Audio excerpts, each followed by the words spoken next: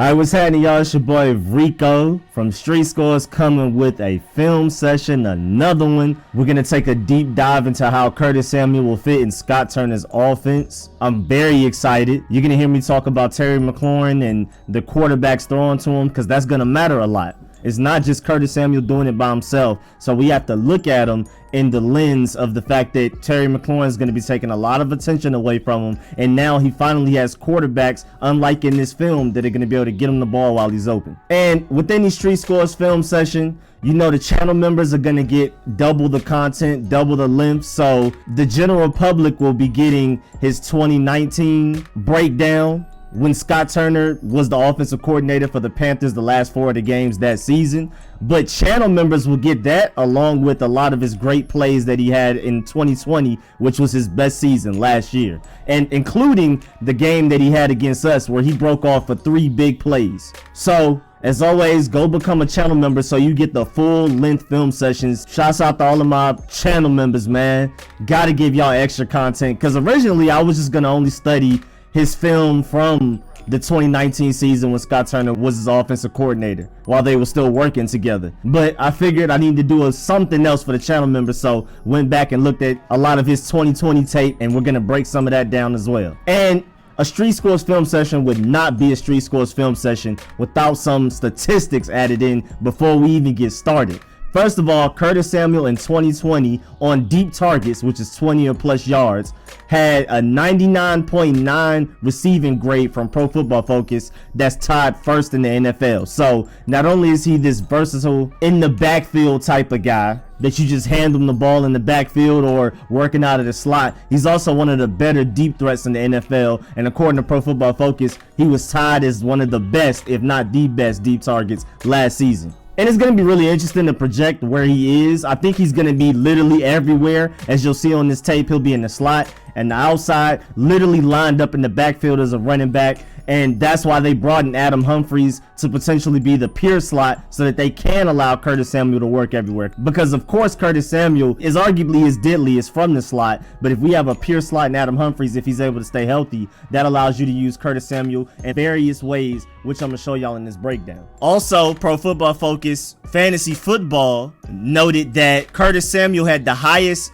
passer rating on throws 20 plus yards down the field with the 157.9. And now you're replacing Kyle Allen, Will Greer, and Teddy Bridgewater with Ryan Fitzpatrick and maybe even Taylor Heineke. The possibilities are limitless here. And another deep stat, man. Curtis Samuel had a 77% catch rate on deep targets in 2020. That was the highest amongst all receivers in the NFL. And again, he's not only just this deep threat. What's also pretty interesting is Curtis Samuel's last 44 games, he had 2,560 yards and 19 touchdowns. Kenny Galladay's last 44 games, he had 3,013 yards and 19 touchdowns. So there's a little over 400-yard gap in yards, but it's the same exact touchdowns, while our guy Curtis Samuel's making $10 million a year and the Giants' Kenny Galladay is making $18 million a year. At the same time, as talented as Kenny Galladay is, can the Giants depend on him to stay healthy? So I feel like we definitely had the smarter sign than just that alone. Another comparison, Allen Robinson's last 45 games, 258 touches, 17 touchdowns. Curtis Samuel's last 42 games, 238 touches, 19 touchdowns. And again, Allen Robinson is on the tag for almost double what Curtis Samuel is making per year for us. And one thing that the Tan Top podcast pointed out, I love this. In 2020 versus 2019, remember 2020 is his best season. He gained 224 more receiving yards, 23 more receptions, 22 more rushing attempts, and 70 more rushing yards, all while playing 296 less snaps. That's efficiency right there. That is increased efficiency right there. He's gonna be crazy for us, man. Another interesting stat is that in 2020, Samuel played in the slot 60% of the time, 309 snaps out of 660. But with Scott Turner in those last 4 games, even though Scott Turner was the offensive coordinator for only 4 out of the 16 games he played in, Samuel was still only in the slot 31% of the time. So again, that's why they brought in Adam Humphries to be the pure slot if he's healthy, so that Chris Samuel can move around more like he did in 2019 versus what he did in 2020. But he's also a big threat out of the backfield. Curtis Samuel averaged 3.5 rushing yards after contact per attempt in 2020 on 41 carries, and that would have been 7th amongst all running backs. That's how much of a playmaker he is. So you're just adding that to the already Terry McLaurin, Antonio Gibson, JD McKissick, Logan Thomas. This is going to be very exciting. Positionless football is the future of the NFL, and Curtis Samuel is exactly that. I mean, he is the face of that. But now it's time to get to the real stuff. The how Scott Turner can maximize Curtis Samuel's talent film session. And as another disclaimer, this is more of a how he fits in Scott Turner's offense film session than like a negatives and positives of Curtis Samuel's type of film session. So there will be no negatives in this. I just want to show y'all the variety of ways he was already using Scott Turner's offense in 2019. And for my channel members, we'll also look at how he was used in his 2020 film, which was his best season. Again, channel members get the full length film session. Non-channel members get about half of it. Now let's start with the 2019 when Scott Turner was his offensive coordinator for the last 4 games of the season.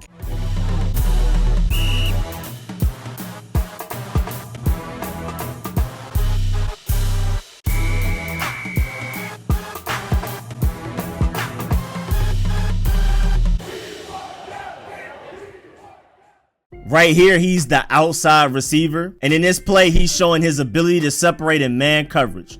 Corner has to respect Samuel's 4.31 speed, which is why the corner has to give him the inside when in doubt. Don't get beat deep for a touchdown while you don't have enough help over the top, so he has to allow Curtis Samuel to take this inside, and we can just attack this over and over again. He's a good route runner. He has 4.31 speed. I don't know how corners even try to man cover him one-on-one. And like in this play, Scott Turner has already shown that he knows this and will abuse this like he did against the Saints on this play. Samuels is located on the outside again, this time in the red zone. Manufactured touches. I'm going to preach that a lot throughout this film session. Play would have been great if he didn't slip like he did right there, and he almost super caught the corner lacking. Look at it in slow motion. He almost caught the corner lacking. Had him lost for a second, but he slipped. It was a creative route call from Scott Turner. And I've seen Devonta Smith run very similar things in Alabama this past season, where they're just basically forcing him the ball because he's such a great playmaker. Scott Turner obviously thinks of Curtis Samuel as a highly valuable playmaker, and he's going to manufacture targets like this one. Again, if he doesn't slip, this is probably easily a touchdown. And you're going to see more than last year going into this year that Scott Turner loves to get his balls to the best playmakers any means necessary, and Curtis Samuel's definitely one of those guys. Again, I want to emphasize this was not a successful play, but you see the potential with Scott Turner depending on Curtis Samuel to make plays like this, and if he didn't slip, that's probably a touchdown, honestly. On this play, Curtis Samuel is the outside receiver down here. Samuel has the corner beat deep, but Will Grier just throws an ugly ball, underthrown pass, which resulted in incompletion. But better ball, and this is probably a touchdown. Let's take it back and look at it. I mean, he literally has the corner beat deep. Better ball. Look at that slight separation. Better ball where he doesn't have to slow down to get it. I think that's a touchdown. I think Ryan Fitzpatrick or Taylor Heineke throws that. That's a touchdown. You can see around this point where he starts to gain separation, and if the ball is thrown to like the 35, maybe 30-yard line, Curtis Samuel can go and get that, and the corner has no chance right there. This is what we're talking about when we're talking about him being a deep threat. And again, I feel like Ryan Fitzpatrick and Taylor Heineke make this throw, and I feel like potentially Lance and Fields could also make this throw, but poor Curtis Samuel dealing with Will Grier, Kyle Allen this season, and then Teddy Bridgewater the next season. You're gonna see a lot of this if you watch the film. My boy is open. Quarterback doesn't get it to him. Again, manufactured touches, but this time out of the backfield with pre-snap movement. That was Curtis Samuel lined up outside. Now he's literally the running back on this play. Didn't really go anywhere, but you can see the big playability with better blocking. If number 70, the pulling guard, had just picked up this linebacker right here, that could have gone the distance, for real. Who knows how far Curtis Samuel would have gotten if number 70, the pulling guard, just picked up this linebacker right here and just set up a better wall for him to run through. If that guard's right there and he's able to just run through here and then he has one-on-one with this guy, I like my chances with Curtis Samuel, honestly, because 4.31 speed is a different type of speed, and it's hard to make those tackles in the open space like that. Again, if he were a running back, last year he would have been 7th in yards after contact. Manufactured touches once again, big playability off screens. First of all, Scott Turner has shown that he can get guys open deep down the field throughout the game by constantly spamming screens early into the game. We saw that last season. That's why he will love to have Samuels back. Last year, Terry and McKissick were easily our best screen targets. Samuel has the potential to be even better than both of them.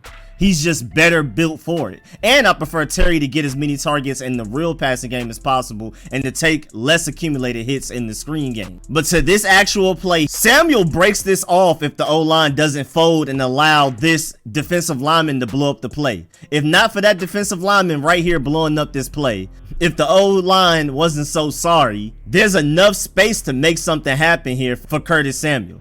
This is him catching the screen right here.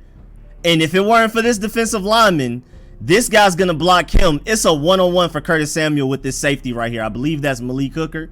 And honestly, Malik Hooker, one-on-one with Curtis Samuel in open space. I have my money on Curtis Samuel. This probably results in a chunk play, maybe even a touchdown. Again, even though we're not exactly seeing all of the results, you have to watch this film in the lens of what he would do with the burgundy and gold, with Terry Mclaurin on the opposite side so teams won't be able to focus on him, and definitely a better O-line than what Carolina had that year. I don't believe our interior offensive line just allows this defender double team to go and blow up this play like this. I just don't believe they do that, and I believe this block is made and then it's just Curtis Samuel one-on-one with the safety. On this play, I wanted to show y'all how much of a good route runner he is. Ability to separate in man coverage once again.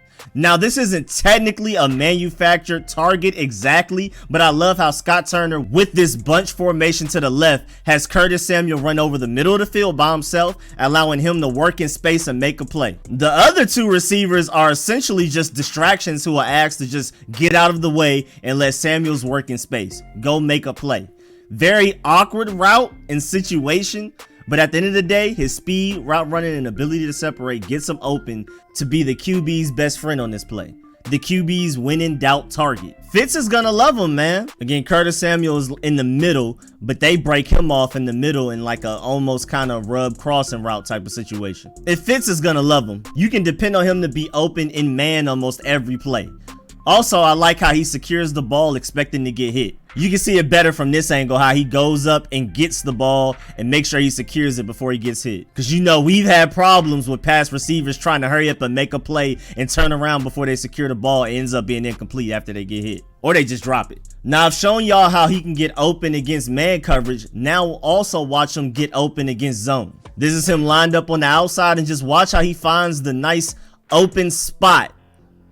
But bad ball, man. Bad ball again. Case of the bad ball. Poor Curtis Samuel. Just simply a bad throw. No touch. Inability to throw it over the linebacker, but also in front of the DB. Curtis Samuel wide open. Poor Curtis Samuel. I mean open, but it's just nothing you can do when a quarterback throws a pass like that. And again, we're looking at this through the lens of how he would perform with Washington this next season and the near future. And you can pretty much expect Fitzpatrick and Taylor Heineke to make this throw. I can definitely see them throwing it over the linebacker and in front of the safety the right way with some touch, a little bit of rainbow arch to it. You can't just throw a straight dot, because that's how you end up overthrowing it, trying to throw it over the linebacker. And that almost could have been intercepted.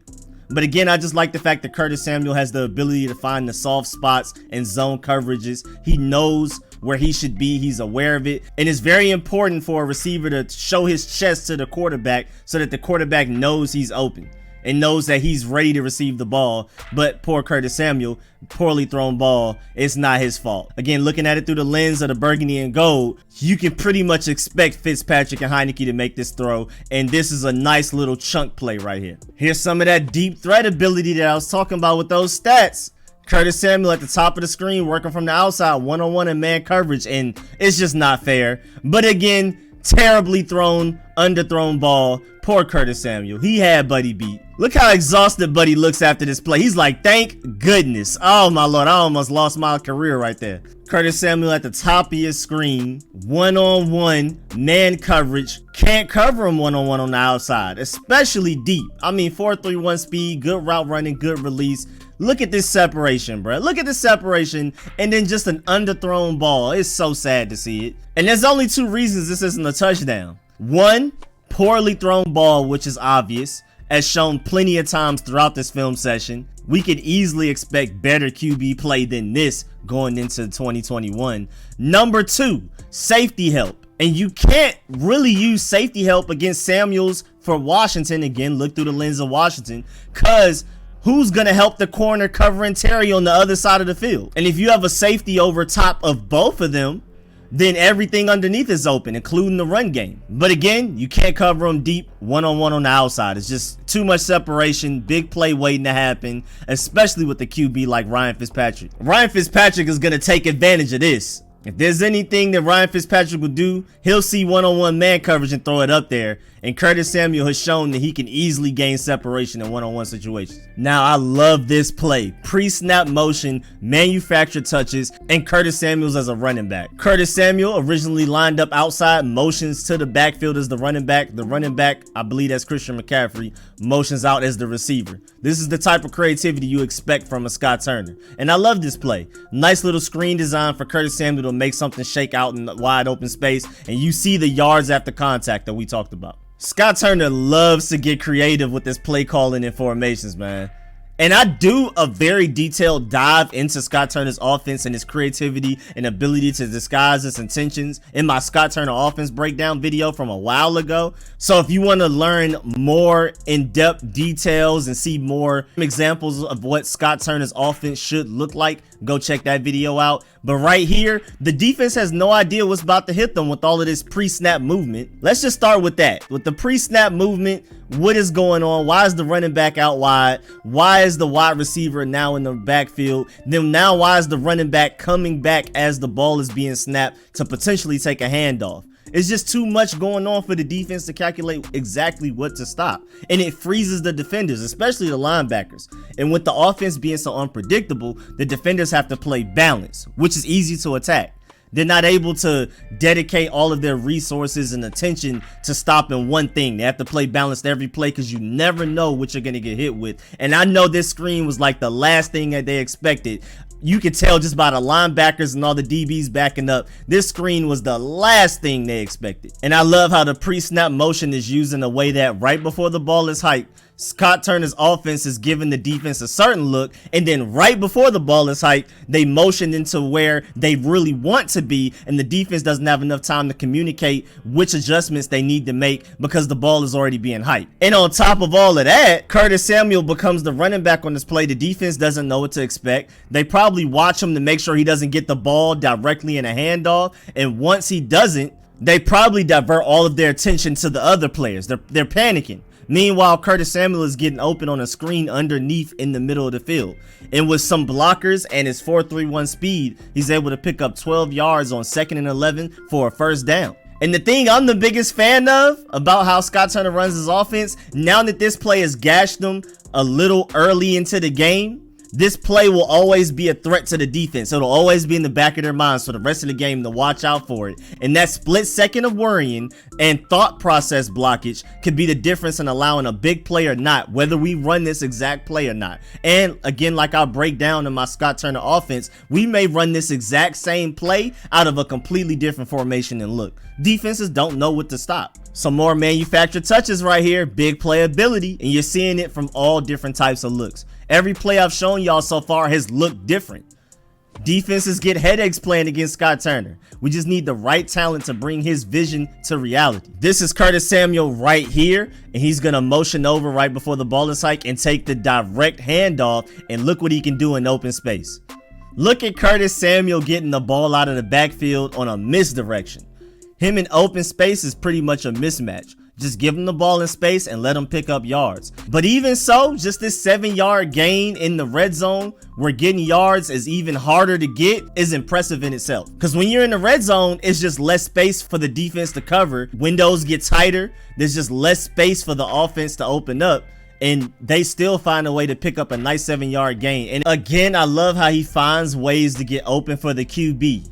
And of course, QB mobility helps here a lot. This is Curtis Samuel all the way on the outside by himself. Again, you can see him lining up everywhere. In the backfield is the running back, in the slot all the way to the outside. Either way, he's going to make a play. Again, QB mobility helps a lot right here to make that play happen. But also, I just love how Curtis Samuel up here just finds a way to get open. Because after a certain point, the route's done. Now it's just up to him to find a nice little spot, work with the QB, and stay open for the QB to deliver the ball. This poor defender is in an ugly situation. Do I go stop the mobile quarterback from running in himself, or do I keep covering my guy? And I mean, it was just an ugly situation he really couldn't do much about. And again, even just beyond Curtis Samuel on this play, I love how, you know, potentially Ryan Fitzpatrick and Heineke with their mobility can also make this play easily.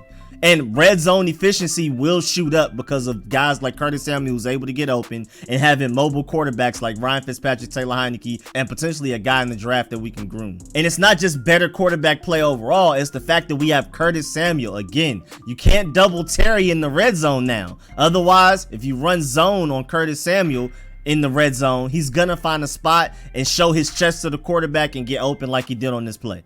Who do you double team? Who do you focus your defense on? If you double team Terry and try to man cover Curtis Samuel, he's gonna get open, as we've shown. And if you double team Terry and try to run a zone on the other side to take care of Curtis, he's gonna find a way to get open like he did on this play. I mean, there's just really nothing you can do, and then you just can't cover Terry one-on-one all game, because he's gonna eat, especially with the new quarterbacks we brought in to bring it out of him. Curtis Samuel on the outside by himself at the bottom of the screen. Again, back to him winning outside one-on-one and man coverage. No direct safety help for the corner, man covering Curtis Samuel, so it's not fair. It's literally not fair. The corner has to prioritize not getting beat deep by his 4.31 speed, which makes the corner very vulnerable to getting beat deep underneath like he does on this play. 4.31 speed with crisp route running isn't fair. And again, the safety can't help with Samuel because he'll have to worry about Terry even more. Again, look through the lens of how he will be able to perform for the burgundy and gold. He's gonna get a lot of these one-on-one situations because Terry Mclaurin's gonna be on the other side getting the safety attention, getting the corner attention, and maybe even potentially the linebacker's attention. Curtis Samuel's gonna be right down here at the bottom of the screen, one-on-one, and he's gonna be able to separate with his speed and with his route running. And I like the fact that he comes back to the ball and makes it as easy for the quarterback as possible. Nice little tiptoe on the boundary too. Again, with the screens turning into chunk plays. And again, any given game, he's getting screens, he's getting handoffs out of the backfield, he's one-on-one on the outside, he's one-on-one in the slot, he's running routes against zone. You can see him doing all of those things in the same game. Defenses are gonna have headaches trying to figure out how to stop him. Curtis Samuel is out here on the outside by himself, but he's gonna come back for the screen and just, I mean, his ability to make people miss. Look at that. Oh, where did that DB go? Curtis Samuel is just simply a big play waiting to happen. He has the corner on his toes and hesitant because he's already beat him earlier in the game with a regular route. So now when they run a screen, the cornerback is being hesitant until he realizes that it is a screen. You see how he's back a little bit. He's sitting there looking like, I'm not going to press man this guy anymore. And then he started to backpedal, noticed it was a screen, tried to come up. This is really just Curtis Samuel breaking the tackle, and then his ability to accelerate from here and juke him out his socks. I mean, I don't know where he's going.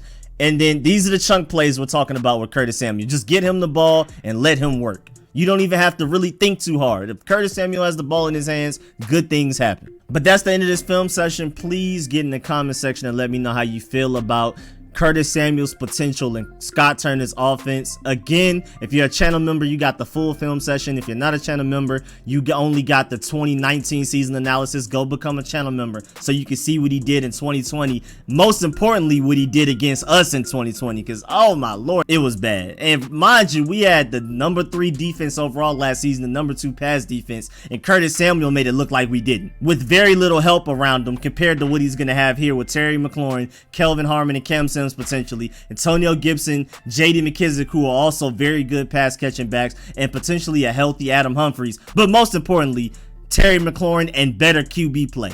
That's the theme of why Scott Turner is going to get so much out of Curtis Samuel, because there's going to be so many other playmakers out there. Even Logan Thomas, don't forget about him. Curtis Samuel is going from DJ Moore and Christian McCaffrey playing a couple of games, and Mike Davis is a good running back, but he only made what, like $5 million with the Falcons this year, if not less than that, for a reason. He's going from that again to what we have here, with a better O-line, with easily better QB play, especially throwing it down the field.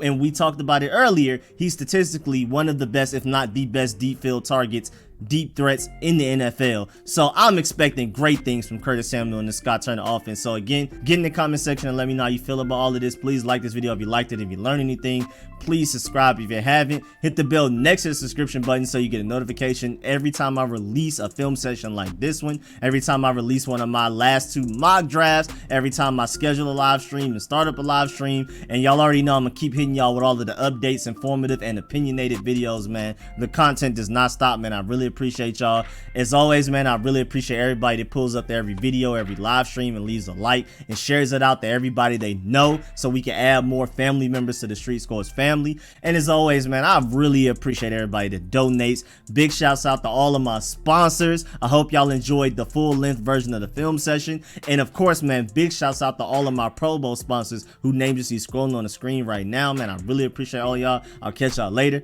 I'm out.